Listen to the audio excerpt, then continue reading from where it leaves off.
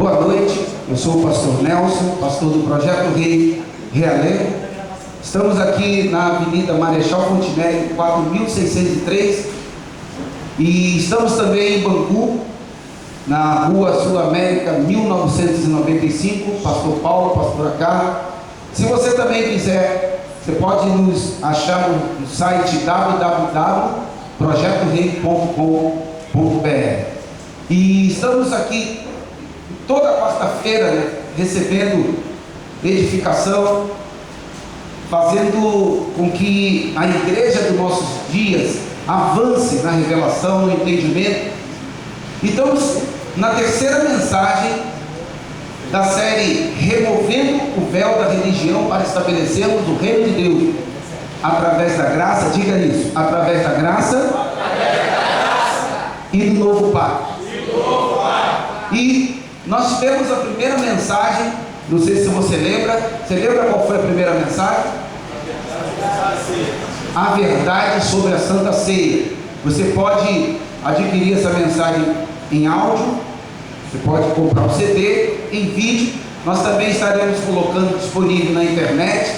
Você que também está assistindo pela internet também, você pode ter essa mensagem também através do site. Nós vamos estar disponibilizando no site também.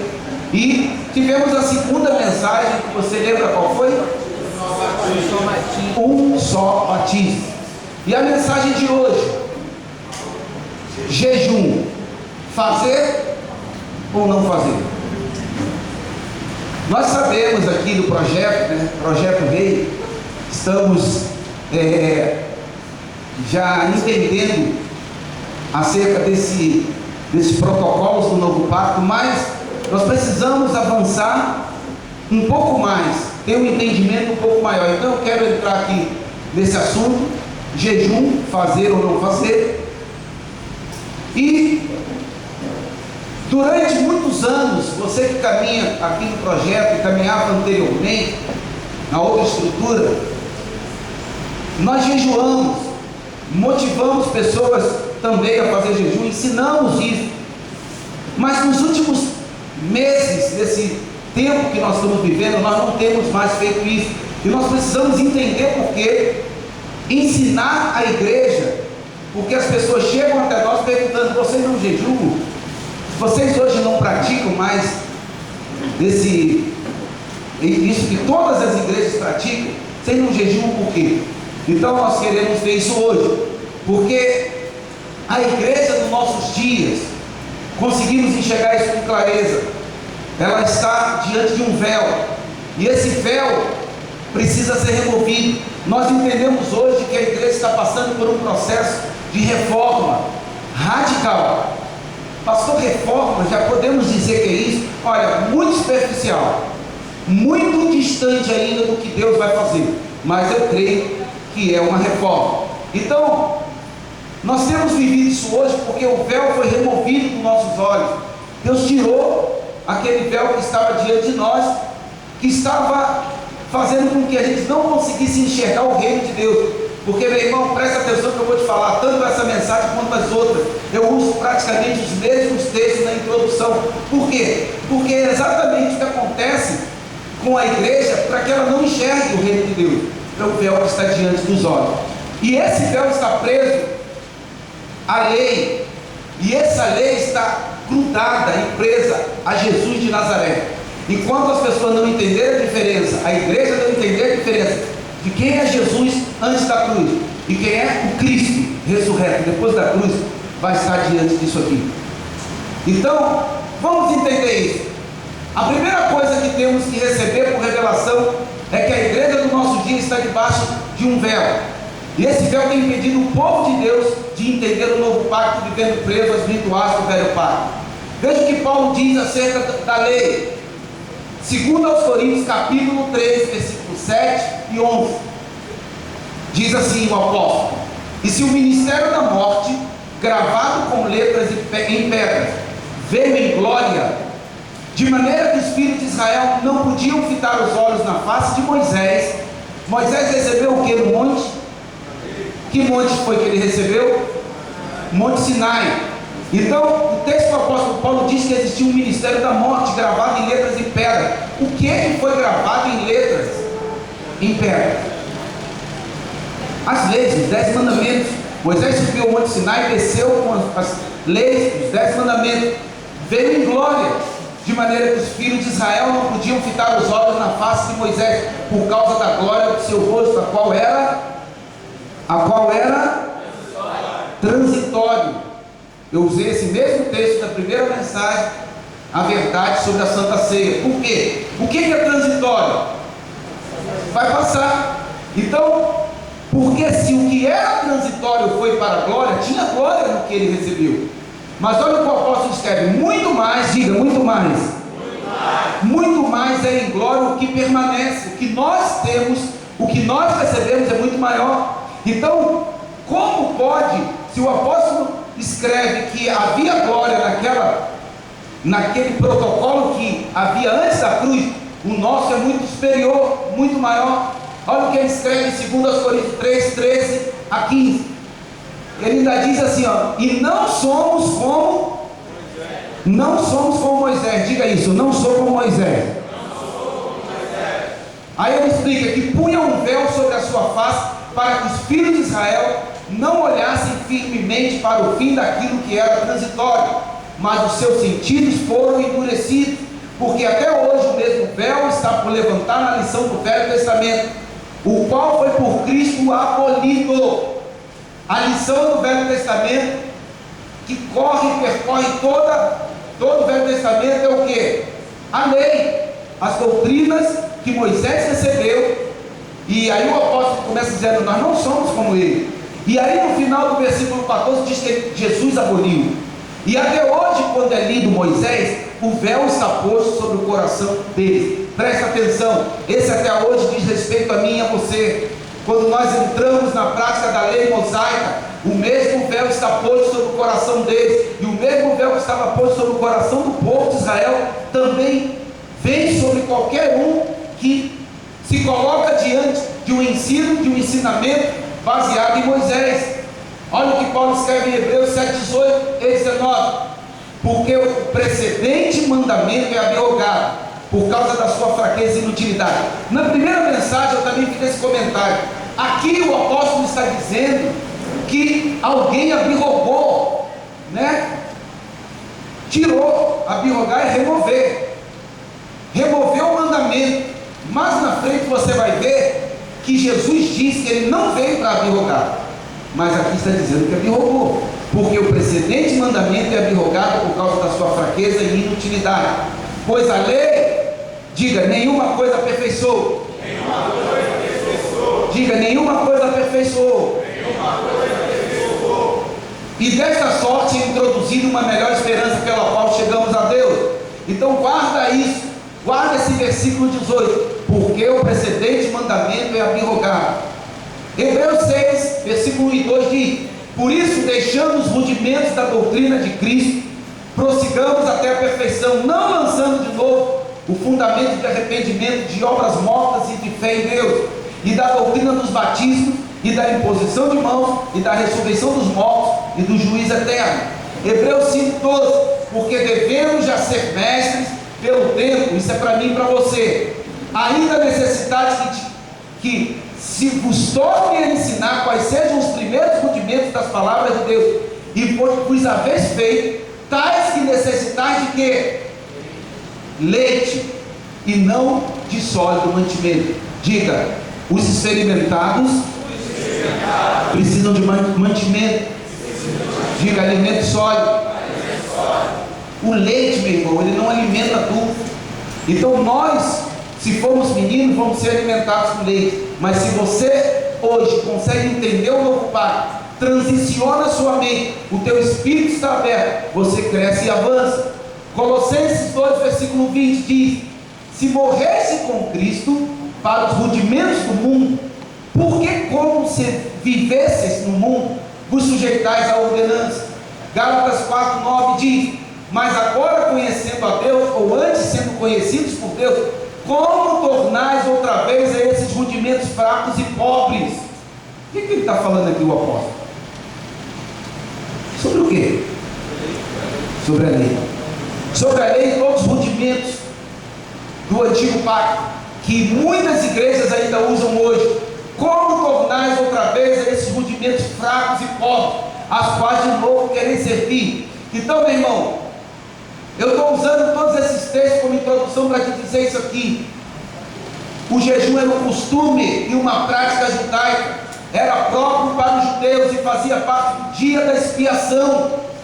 O que era o dia da expiação, pastor? Para a expiação dos pecados, feito uma vez por ano, e isso incluía sacrifícios de animais, sacrifícios corporais, e o jejum estava nessa lista. Era uma prática deles, eles faziam isso. Isso só nos confirma que essas práticas eram ligadas ao judaísmo, à lei e consequentemente a Jesus de Nazaré. Por quê? Porque ele veio cumprir a lei, ele veio para isso. Você pode estar estranhando, né? Tem gente que possa, de repente, estar nos visitando hoje e falar: pastor, você está falando mal de Jesus de Nazaré? Você está falando mal? Está fazendo a comparação? Olha, eu estou citando Jesus de Nazaré porque há uma diferença muito grande e nós precisamos entender como igreja. O que um veio fazer no corpo de um homem, ele como Deus morreu e cumpriu a morte, na morte, passou a cruz, ressuscitou. Aí entra outro paradigma e um outro protocolo, que é o novo pacto. Um leva, vamos ver mais na frente, e o outro estabelece o novo. Olha como o apóstolo Paulo faz essa comparação aqui poderosa, tremenda. Uma vez eu ministrando isso aqui com o pastor, sentado de frente com ele, eu quando expliquei esse texto para ele, a lágrima dos olhos do pastor desceu assim, escorreu. Ele falou: pastor, como é que eu nunca enxerguei isso? Eu só vi esse texto falando de casamento, mas eu nunca consegui enxergar dessa forma. Presta atenção aqui, Romanos 7, versículo de 1 a 4. O apóstolo diz assim: não sabeis vós, irmãos, pois que falam os que sabem a lei, que a lei tem domínio sobre o homem por todo o tempo que vive, porque a mulher que está sujeita ao marido, enquanto ele viver, está ligada pela lei, mas o morto marido está livre da lei do marido, de sorte que vivendo o marido será chamada de quê? Adúltera, se for de outro marido, mas morto o marido, livre está da lei, e assim não será adúltera se for de outro. O apóstolo Paulo está usando uma ilustração para chegar na explicação do que ele quer aqui no versículo 4. Assim, meus irmãos, também vós estáis mortos para a lei pelo corpo de Cristo, para que sejais de outro daquele que ressuscitou dentre os mortos, a fim de que demos frutos para Deus. A ênfase que o apóstolo quer dar nessa passagem não diz respeito a casamento. Essa mulher do texto é a igreja de Cristo. E quem é o marido vivo e quem é o marido que tem que morrer? O marido vivo hoje para a igreja é o Cristo ressuscitado. O outro marido que tem que morrer para dar lugar ao Cristo é o Jesus da carne, que veio cumprir a lei e que morreu na cruz. Ele diz em Mateus capítulo 5, 17: não cuideis que vim destruir a lei ou os profetas, não vim abrogar, mas cumprir. Opa, nós não lemos lá que foi abrogado? Como é que aqui Jesus está dizendo que não veio abrogar? Quem foi que abrogou esse negócio? Um veio cumprir, o outro veio abrogar? Como é que é isso? Porque o apóstolo Paulo está explicando aqui exatamente assim, meus irmãos, é a igreja. Também vós estáis mortos pelo corpo de Cristo Jesus de Nazaré, no corpo, na carne, para que sejais de outro. Que outro? Daquele que ressuscitou dentre os mortos. Hoje nós não temos mais ligação nenhuma com Jesus de Nazaré, o Jesus judeu, o Jesus da lei. Nós temos que estar conectados ao Cristo ressurreto, o que ressuscitou. Então, quando as pessoas não conseguem ter revelação e entendimento disso aqui, fica guardando o sábado, fica guardando a lei, quer achar que Jesus disse que não veio abrogar, que é para cumprir. Não, ele tinha que cumprir a lei e abolir e levar. Por isso o apóstolo Paulo escreve em 2 Coríntios 3,14 que ele aboliu, esse aboliu, mas o outro que ressuscita veio estabelecer um novo pacto. E aí, a partir daí, nós começamos a viver um outro momento. Então a Bíblia diz que se a mulher que a igreja está casada com o marido, que é o Cristo ressurreto, mas estiver ligada, se unir a outro homem, que é o Jesus de Nazaré, que é o Jesus da lei, será considerada adúltera.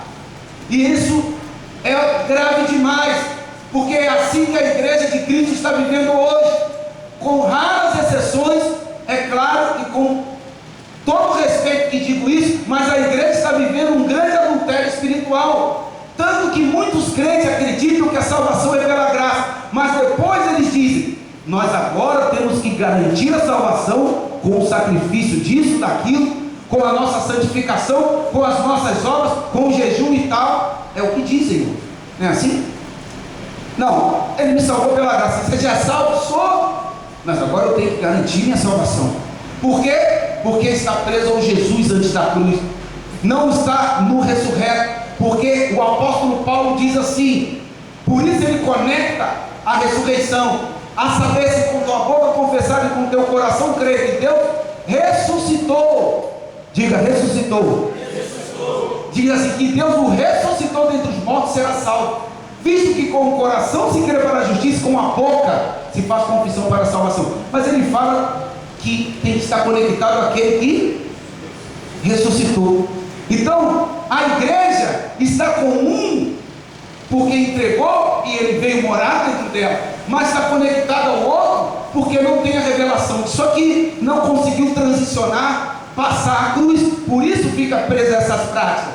Veja outro texto muito claro do apóstolo Paulo com relação a Jesus de Nazaré e Cristo ressurreto.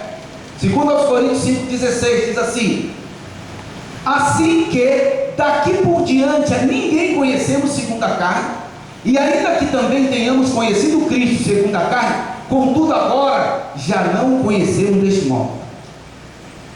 Não está claro?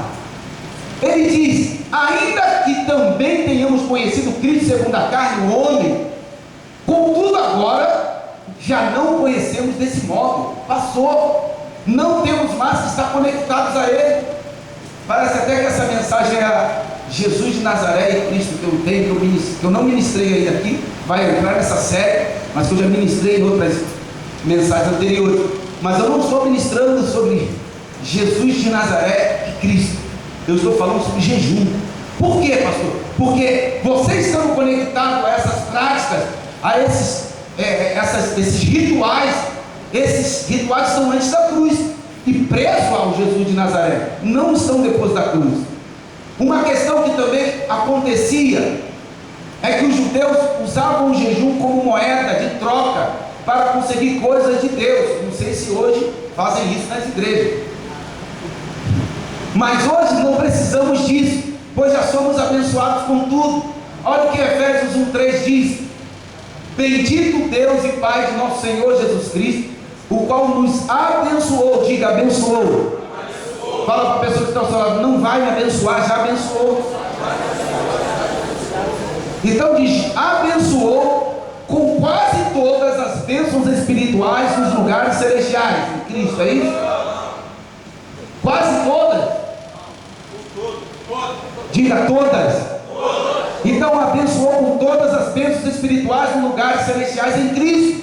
Gálatas 3,9 diz: de sorte que os que são da fé, tem da fé aí hoje? Amém. Alguém aí é da fé? Amém. Então quer dizer, os da fé são benditos como o crente Abraão. Meu irmão, presta atenção, você precisa de jejum para ser abençoado, para receber nada, você já recebeu. Você já tem. Não, pastor, vamos dar uma ajeitadinha, fazer um jejum para melhorar o negócio. Fala para o irmão que está ao seu lado aí, sem chance. Os gentios não tinham a prática de jejuar. Isso era, como já falamos acima, uma prática judaica ligada a rituais, como o ritual do dia da expiação. Então vamos confirmar o dia da expiação na palavra, e como também era chamado jejum naquela ocasião. Não era só jejum, não. Levítico 16, 29 e 30 diz assim: e isto vos será por estatuto perpétuo, no 7º mês, aos 10 do mês, afligireis as vossas almas. Aflição de alma. E nenhum trabalho fareis, nem o natural, nem o estrangeiro que peregrina entre vós, porque naquele dia se fará expiação por vós, para purificar-vos, e sereis purificados de todos os vossos pecados perante o Senhor. Diga assim: a aflição da alma. Pastor, o que é a aflição da alma? Isaías 58:3, dizendo: por que jejuamos nós e tu não atentas para isso? Por que afligimos as nossas almas e tu não sabes? Esse no dia em que jejuais, achais o vosso próprio contentamento e requereis tudo o vosso trabalho. O que é a aflição da alma? Jejuar. Porque quando jejuamos, a carne sofre. Alguém acha diferente? Então, na Bíblia, quando você lê aflição de alma, está falando disso. Mas veja como até Deus estava saturado dos rituais vazios da lei, como o jejum. Olha esse texto de Isaías 58. Clama, Isaías 58, de 1 a 6. Clama em alta voz, não te detenhas, levanta a tua voz como uma trombeta e anuncia ao meu povo a sua transgressão, e à casa de Jacó os seus pecados. Todavia me procuram cada dia, tomam prazer em saber os meus caminhos, como um povo que pratica justiça e não deixa o direito do seu Deus, perguntando-me pelos direitos da justiça, e tem prazer em se chegarem a Deus, dizendo: por que jejuamos nós e tu não atentas para isso? Por que afligimos as nossas almas e tu não o sabes? Eis que no dia em que jejuais, achais o vosso próprio contentamento e requereis todo o vosso trabalho. Eis que para contendas e debates jejuais, e para ferir um punho inimigo. Não jejueis como hoje, para fazer ouvir a vossa voz no alto. Sim, seria esse jejum que eu escolheria, que o homem um dia aflige a sua alma, que incline a sua cabeça como um junco e estenda debaixo de si saco de cinza? Chamarias tu a isso jejum e dia aprazível ao Senhor? Porventura, não é esse o jejum que escolhi, que soltes as ligaduras da impiedade, que desfaças as ataduras do jugo, e que deixes livres os oprimidos e despedaçes todo o jugo? Presta atenção nisso aqui, isso aqui é sério demais. Daqui para cima, Deus está dando uma chinelada no povo, que eles estavam jejuando para interesses próprios, nada diferente dos dias de hoje, né? Mas que na verdade Deus estava de saco cheio disso aqui, e Deus está falando para eles, o que está em azul aqui: porventura não é esse o jejum que escolhi, que solta as ligaduras da impiedade? Não sei se tem alguma semelhança com os dias de hoje, nossas igrejas. Que desfaças as ataduras do jugo, e que deixes livres os oprimidos e despedaces todo o jugo. Isso aqui, precisamos entender que nos dias de hoje, isso aqui está perfeito. Eu não botei nem mais texto, porque tem mais coisa abaixo. Se você quiser ler depois, continue a leitura. Mas isso aqui é suficiente. O que adianta você jejuar e ser mau caráter? O que adianta você fazer jejum e ser uma pessoa má? Não ter misericórdia com ninguém, não ajudar ninguém, não ir atrás de ninguém, não ganhar ninguém, guardar as coisas para você, não ter disposição para orar. O que adianta isso? Não, eu faço jejum religioso. É o fariseu, faz o ritual, mas não tem vida. É o que Deus está falando aqui. Agora, alguma semelhança com os dias de hoje? Será? Será que hoje tem gente que se encaixa nisso aqui? Eu acho que aqui no Projeto Rei não, né? O jejum também era uma forma de clamar a Deus. Jeremias 14, versículo 12 diz assim: quando jejuarem, não ouvirei o seu clamor, e quando oferecerem holocausto e ofertas de alimento, não me agradarei deles, antes eu os consumirei pela espada e pela fome e pela peste. Então, jejum também era uma forma no velho pacto de clamar a Deus. Mas pastor, hoje, será que não cabe clamar a Deus através de jejum? Vamos ver. Veja como Davi fez jejum para convencer a Deus acerca do seu filho. 2 Samuel 12,16 diz: e buscou Davi a Deus pela criança, e jejuou Davi, e entrou e passou a noite prostrado sobre a terra. Quem conhece essa história sabe. Adiantou o jejum dele? Adiantou? De nada. O filho morreu do mesmo jeito, mas ele fez com esse objetivo.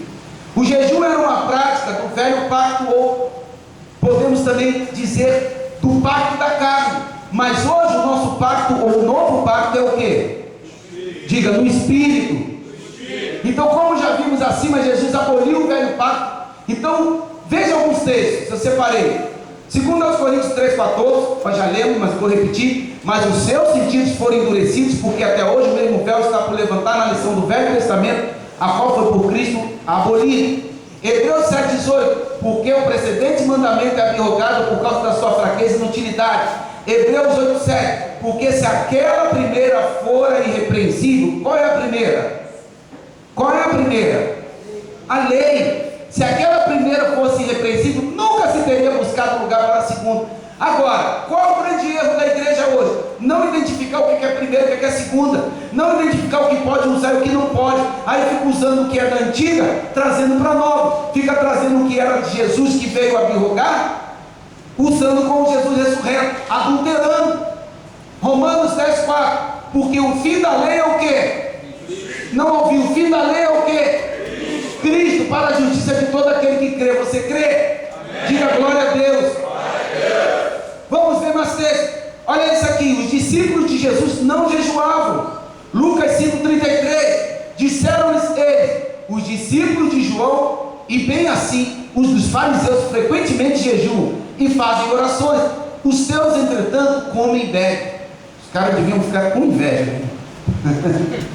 Todo mundo jejuando, só os discípulos de Jesus comiam. Por quê? Vamos entender por quê. Olha a resposta que Jesus dá aos fariseus. Lucas 5,34 e 35. Jesus, porém, lhe disse: podeis fazer jejuar os convidados para o casamento enquanto está com eles o noivo? Dias virão, contudo, em que lhes será tirado o noivo, naquele dia, sim, jejuarão. Aqui está a grande confusão. O X da questão de hoje, entendimento da igreja, está nisso aqui. Pastor, Jesus está falando que enquanto o noivo estivesse com ele, não precisava jejuar. Por isso que eles comiam. Jesus estava com ele. Quando Jesus saísse, ou seja, morresse, eles teriam que jejuar. Então Jesus morreu, eles teriam que jejuar.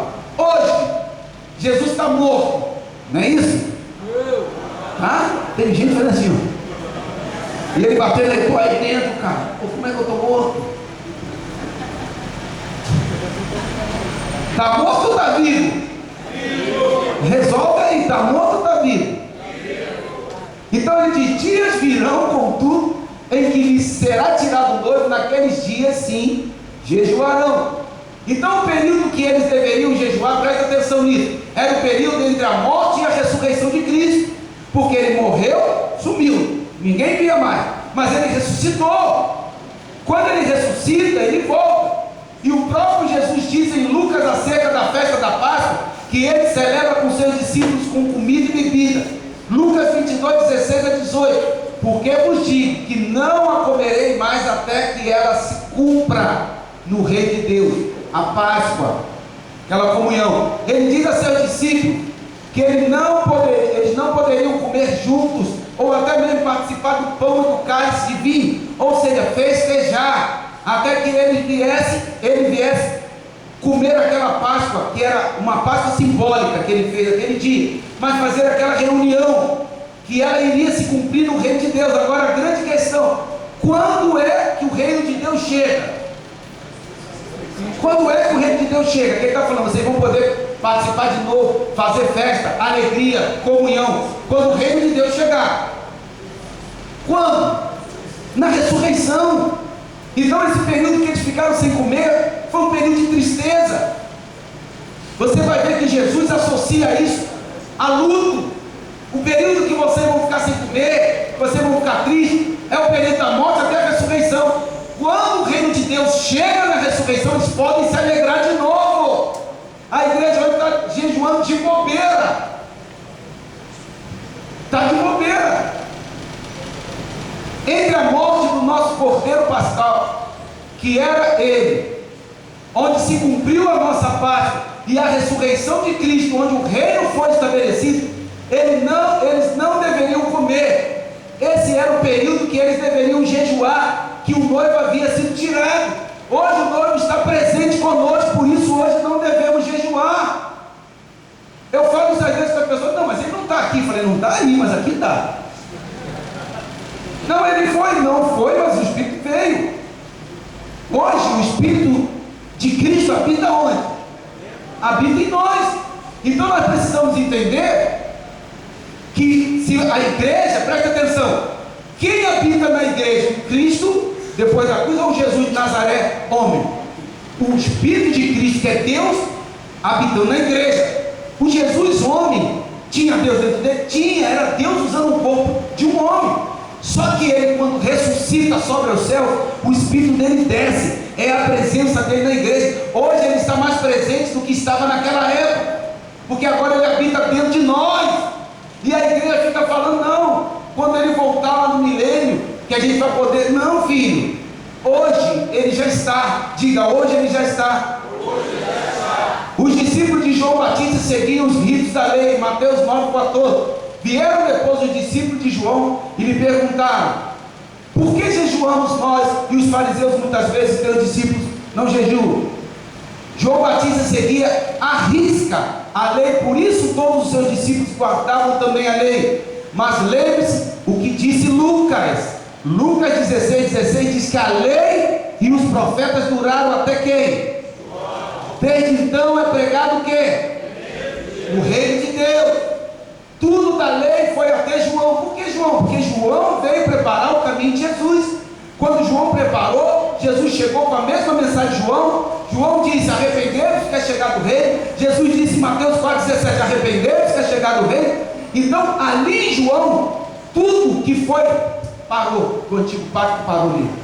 E a partir de Jesus morre na cruz, ressuscita e estabelece um novo pacto. Jesus vinculou o jejum à tristeza, ao lamento, ao luto, à dor da perda. O texto que eu falei. Então esses eram os motivos pelos quais os judeus jejuavam. Mateus 9,15. Respondeu-lhe Jesus: podem acaso estar tristes os convidados para o casamento, enquanto o noivo está com eles? Dias virão, contudo, em que lhe será tirado o noivo, e nesse dia hão de jejuar. 3 dias. Não era jejum de 21, não era jejum de 40. Ficaram 3 dias. Mas por que também? Presta atenção aqui. Por que também esse jejum aqui? Os caras ficaram tristes. Não tinha motivo para celebrar, não tinha motivo para festejar. Jesus, quando fez a ceia e a Páscoa lá com eles, era festa, a festa da Páscoa.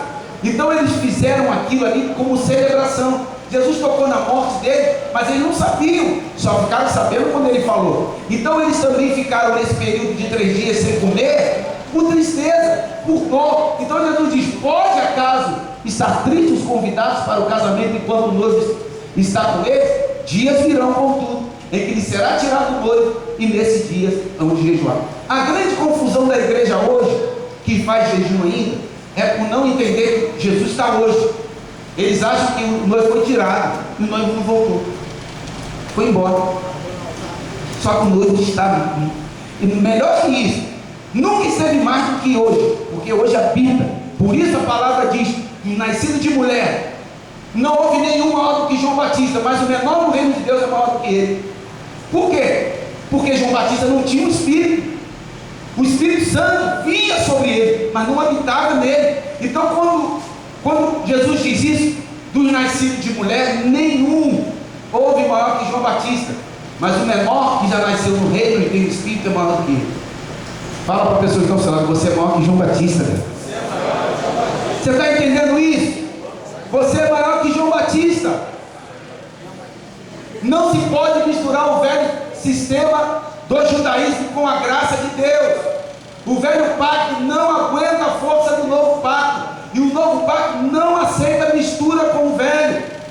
Ou estamos na lei ou estamos na graça. Não há lugar para os dois ao mesmo tempo.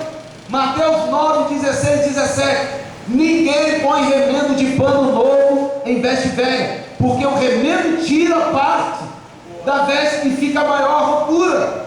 Nem se põe vinho novo em odres velhos. Do contrário, rompe-se os odres derrama-se o vinho e os odres se perdem, mas põe-se vinho novo em odres o quê? Odres novos, e ambos se conservam. Diga, eu sou um odre novo. Fala melhor isso aí, eu sou um odre novo. Então, meu irmão, não dá para misturar. Pastor, mas eu tinha o velho. Eu sei, mas à medida que o novo entra, alô, você tinha o velho, sim, mas à medida que o vinho novo entra, o velho rala. À medida que você vai entendendo o novo pacto, vai entendendo que essas coisas aqui não se faz hoje, você vai entendendo, não tem mais vez, você não volta mais. Veja esse texto de Marcos 9, 29, foi repetido ali.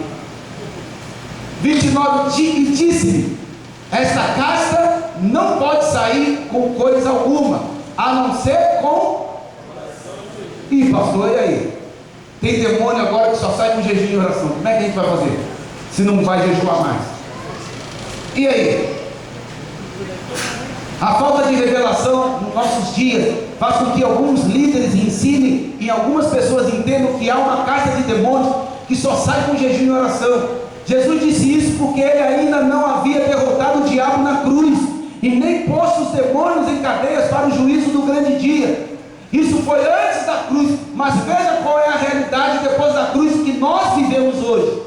Olha o que diz Hebreus 2,14: e visto como os filhos participam de carne e de sangue, também ele participou das mesmas coisas, para que pela morte aniquilasse o que tinha o império da morte, isto é, cadê a casta de demônio?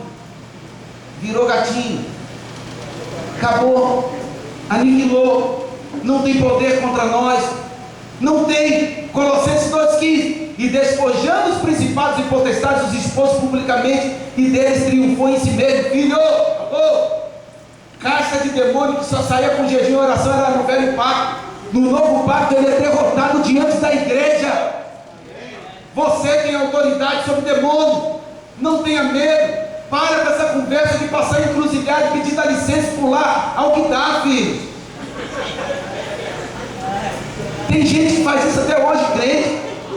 Só falta se benzer.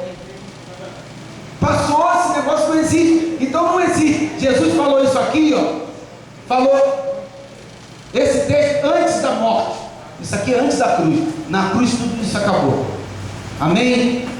Então alguns justificam essas práticas baseando-se no texto de Tiago. Mas não podemos esquecer que Tiago, presta atenção, Tiago era um dos mais envolvidos com as obras da lei e do judaísmo. E escreveu essa carta de Tiago, interessada aos judeus que praticavam a lei e obras. Porque você vai pregar essas coisas para as pessoas, ela vai falar, mas pastor, vem cá, como já fizeram muito comigo. E a carta de Tiago aqui? Tiago 2, 24 e 26. Vê-se então que o homem é justificado pelas obras e não somente pela fé. Aí começa a pegar. Porque assim como o corpo sem o espírito está morto, assim também a fé sem obras é morta. Como eu já preguei isso? Você precisa entender, filhos. Pastor, toda a Bíblia é de Deus? Sim, de Gênesis a Apocalipse. Então para que se lê o Antigo Testamento se a lei passou, filho? Se você tem uma mentalidade de novo pacto, se você já entendeu o que é o novo pacto, a lei está ali justamente para mostrar para você os dois momentos. Comparar que no velho era de uma forma e hoje muito mais superior, nós estamos posicionados. Serve para você estudar. Deus, quando permitiu que Pedro fosse lá e aquele lençol descesse do céu, em Atos 10, e ele diz, Pedro, mata e come. Pedro diz, não, porque nunca comi nada impuro e imundo. Deus estava permitindo aquilo para você ver. Quem está impregnado com a lei não vai entender o novo pacto. Aqueles animais impuros representavam os gentios, o povo que Deus estava querendo levar a palavra. E Pedro disse para Deus, ouviu e identificou que era Deus, disse não. Absurdo, por quê? Porque a lei, o que tinha diante dele? O véu, não ia enxergar. Então nós precisamos entender para quem Tiago está escrevendo essa carta. Tiago 1:1. Tiago, servo de Deus e do Senhor Jesus Cristo, as 12 tribos que andam despertas. Saúde. Ele escrevia para os judeus e ele tinha que escrever cheio de base judaica. Ele era judeu. Ele está escrevendo sobre unção com óleo, Tudo isso, coisas que é tudo do velho pacto, ele ainda escrevia. Por quê? Porque ele era judeu. Você lê lá em Atos 2, capítulo 2, versículo 11 em diante, você vai ver o atrito de Paulo e Pedro e Tiago no meio, os dois batendo boca ali, Paulo resistindo, Pedro na cara, Tiago no meio. Por quê? Porque justamente quando ele escreve isso aqui, ele endereça aos judeus. Então estava cheio de lei, cheio de velho pacto. Vamos ver, para encerrar, alguns erros cometidos em nossas igrejas e pelos nossos líderes. Primeiro aqui, alguns dizem que jejum fortalece, mas quem nos fortalece é o Senhor. Olha o texto, 2 Coríntios 3:5. Não que sejamos capazes por nós. Você não é capaz por você mesmo de nada, de pensar alguma coisa, nem de pensar, como de nós mesmos. Mas a nossa capacidade vem de quem? A nossa capacidade vem do Senhor, filho. Então, por favor, não é fazendo um jejum que você vai se fortalecer. Diga: minha capacidade vem de Deus. Minha capacidade vem de Deus. Outro, devemos jejuar para buscar poder. Já ouviu isso? Já ouvi, já pratiquei. Efésios 3:20. Ora, aquele que é poderoso para fazer tudo muito mais abundantemente, além daquilo que podemos ou pensamos, segundo o seu poder que opera em quem? O poder de jejum que opera em nós é o poder de quem? Deus. Ah, não, vamos fazer um jejumzinho aí, ficar forte, fortalecer o espírito. Alguns dizem que Jesus foi para o deserto ser tentado pelo diabo, e ele só venceu porque ele jejuou 40 dias. Aí quando ele volta lá, e Mateus escreve, Mateus 4, mostra ali que Jesus venceu através de quê? Do jejum, da palavra. Está escrito, ou então ele poderia dizer: está jejuado, está jejuado. Ele disse o quê? Está escrito. Então preste atenção, porque nós aprendemos errado. C, devemos fazer jejum para purificar nossos pecados. Hebreus 7:27. Que não necessitasse, como o sumo sacerdote, de oferecer cada dia sacrifício, primeiramente por seus próprios pecados, depois pelos do povo, porque isto fez ele uma vez oferecer-nos a si mesmo. Então preste atenção: jejum para purificar de pecado. Efésios 1:7. Em quem temos a redenção pelo seu sangue. Redenção pelo jejum? Redenção pelo seu sangue, a remissão das ofensas, segundo as riquezas da sua graça. Olha isso aqui, Hebreus 9:26. De outra maneira, necessário lhe fora padecer muitas vezes, desde a fundação do mundo, mas agora, na consumação dos séculos, uma vez se manifestou para aniquilar o pecado pelo sacrifício de si mesmo. Não tem sacrifício de pecado. O sacrifício ele já fez. Não existe. Então muitas vezes eu passei 12 anos da minha vida fazendo jejum, para a nossa carne mortificar, que está viva até hoje, né? Se jejum funcionasse, quem sabe o que eu estou falando, né? Nós já éramos para ser anjos, filho. Todo mundo de asinha, porque o que nós jejuamos. Então, o texto é muito claro: para aniquilar o pecado pelo sacrifício dele, não é o meu. Outro, devemos jejuar para nos santificarmos, aperfeiçoarmos e mortificarmos nossa carne. Já ouviu isso? Para mortificar a carne, jejum vai matar a carne e fortalecer o espírito. Fortalecer o espírito e matar a carne. Hebreus 10:14. Porque com uma só oblação, que é a oferta, aperfeiçoou durante 40 dias os que são santificados. Como é que está escrito? Para sempre. Com o sacrifício que ele fez há 12 mil anos atrás, filho, ele te aperfeiçoou para todo sempre. Você não vai se aperfeiçoar fazendo jejum, porque com uma só oração aperfeiçoou para sempre os que são santificados.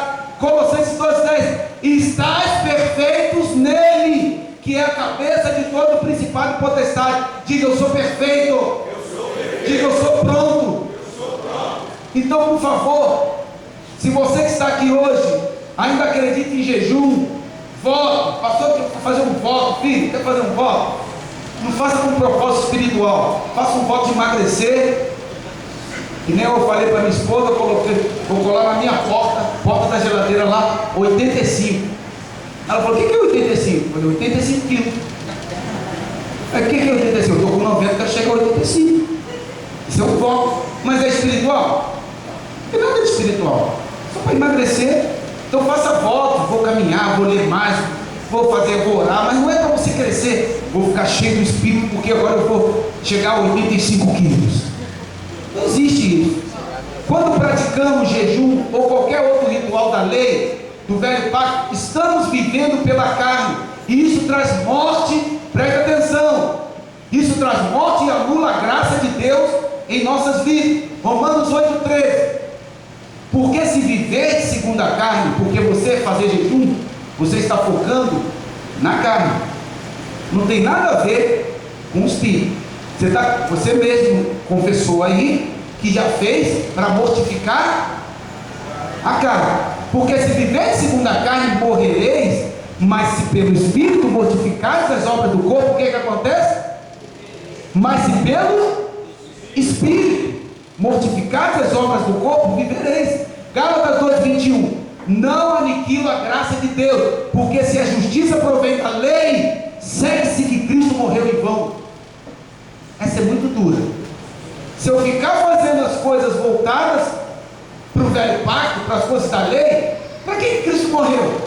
Está na tua Bíblia, não fui eu que escrevi. Cristo morreu em vão, morreu à toa. Muitos líderes vivem obrigando as pessoas dentro das igrejas a fazerem jejum e sacrifício para alcançarem bênçãos, para conquistarem vitórias em demandas financeiras e familiares, e até mesmo para serem aceitos por Deus. Tem gente que fala assim, pastor, estou tão fraquinho, estou sentindo Deus tão distante de mim. Filho, faz um jejum aí de 40 dias, que Deus vai se aproximar de você. Eu já ouvi isso. Deus, se você comer muito, vai para longe. Se você comer pouco, Ele se aproxima. Tinha gente que ia estar lá no deserto e Deus não. Ia ser complicado se fosse verdade isso. Precisamos entender que hoje tudo acontece pela graça. Diga, pela graça. Fala com autoridade, pela graça. Então hoje é tudo pela graça, soberania de Deus, e de acordo com a sua vontade, e não pelo que fazemos ou deixamos de fazer. É pelo beneplácito da sua vontade. O que é beneplácito? Consentimento. Com o beneplácito da sua vontade. Tudo é Ele, nada é você. Não vai porque você orou, porque jejuou. Hoje tenho que orar sem cessar, como diz o apóstolo Paulo. É isso mesmo. 1 Tessalonicenses 5,17. Mas por amor a Ele, amor às vidas e amor ao reino. Não é porque eu estou tentando tocar o braço de Deus, não é porque eu quero conquistar nada, mas porque eu amo o reino de Deus. Orar também por gratidão, por tudo que Ele fez por nós. Não oro para dobrar o braço de Deus, nem para impressioná-lo, para imprensá-lo, na parede, obrigando-o a me dar o que eu quero, porque orei e jejuei. Mas Deus, eu orei, eu jejuei, estou com o meu joelho aqui roxo. Antigamente eu ouvia muito isso.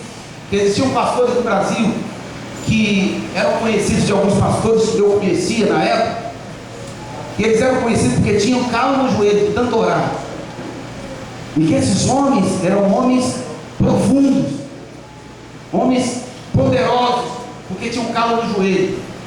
E Jesus, se eu orar em pé, eu estou frio. Passei a minha vida toda orando em pé, porque eu tenho problema de joelho, eu não posso ajoelhar, eu nunca vou ser profundo.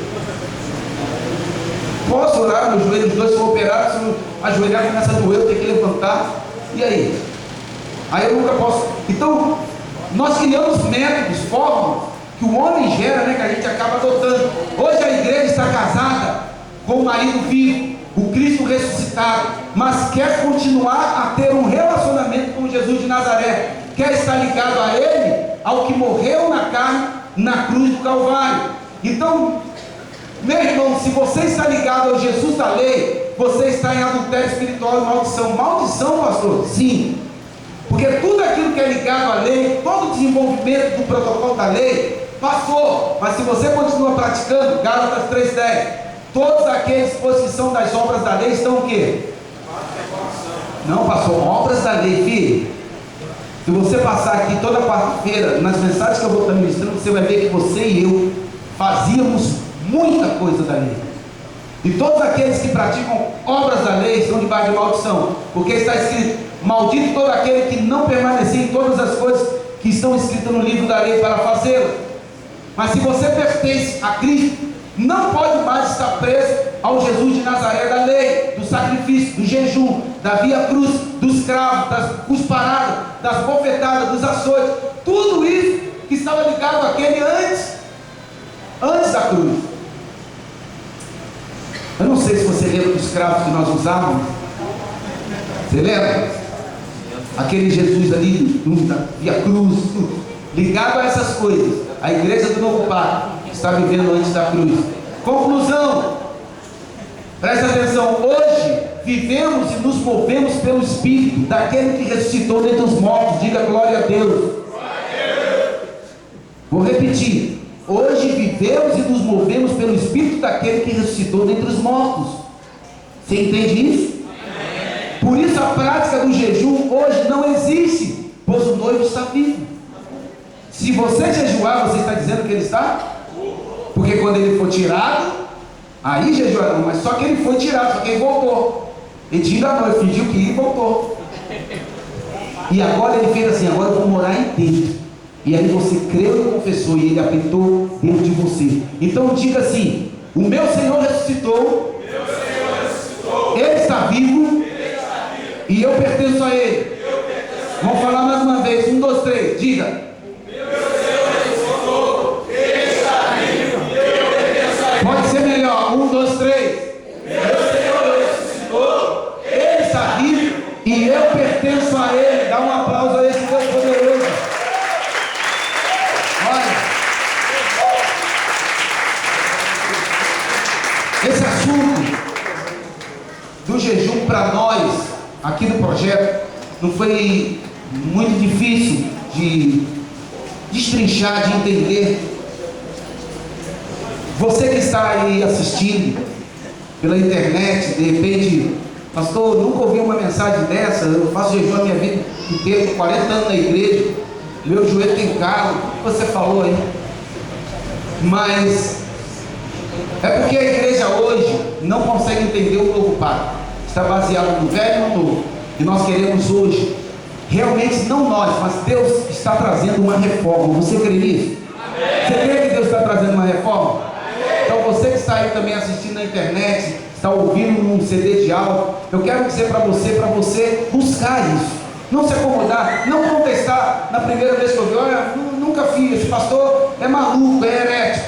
Não, eu pensei assim também quando eu vi essas coisas, mas eu fui atrás, eu orei, eu busquei, e que você possa buscar, que você possa entender e que você possa praticar, e mais do que isso, a partir daí ensinar, porque a igreja lá fora, as pessoas lá fora estão precisando ouvir sobre o novo pacto, graça, reino e novo pacto. Eles estão precisando aprender, e você que está aqui, está aí ouvindo, precisa aprender para ensinar a eles que estão com o véu, a remover o véu diante dos olhos deles. Queria agradecer pela tua presença, pela tua paciência, e até a próxima oportunidade, em nome de Jesus.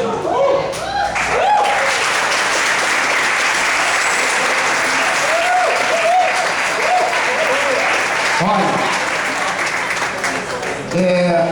você que